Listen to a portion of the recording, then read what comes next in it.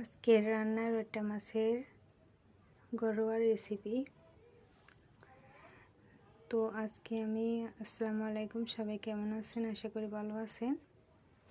তো ইটি ইউটিউব চ্যানেলে তোমাদের জন্য আরেকটা শর্ট ভিডিও নিয়ে আসলাম। তো আজকে আমি লোট্টা মাছ রান্না করব ঘরোয়া পদ্ধতিতে।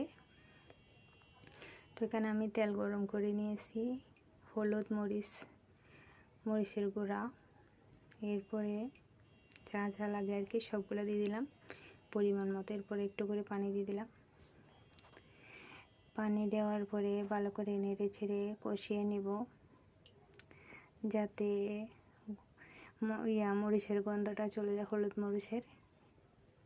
তো এরপর আমি টমেটো দিয়ে দিলাম, কাঁচামরিচও দিয়ে দিলাম। তো লোট্টা মাছের সাথে তো এগুলা সিদ্ধ হবে না, এখনকার টমেটোগুলা তেমন ঠিক নাই। তো এই জন্য আমি টমেটোগুলো আগে থেকে দিয়ে দিলাম।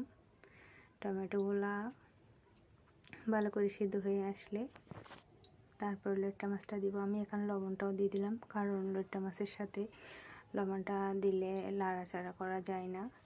তো এই জন্য আমি কিন্তু এখানে পানি অ্যাড করবো না, এই জন্য দিয়ে দিলাম। মাছগুলো দেখেন কীরকম তাজা তাজা লোট্টা মাছ। তো আমাদের এখানে কিন্তু তাজা তাজা একদম মাছ পাওয়া যায়, আমরা নদীর পাশেই থাকি এই জন্য। তো আমার এই ছোট্ট ভিডিওটি ভালো লাগলে সবাই লাইক, কমেন্ট এবং সাবস্ক্রাইব করে দিবা, আমার পাশে থাকবা, বেল আইকনটি বাজিয়ে দিবা। তো এই যে আমার মাছ রান্না শেষ, আজকের মতো পর্যন্তই। আল্লাহ হাফেজ।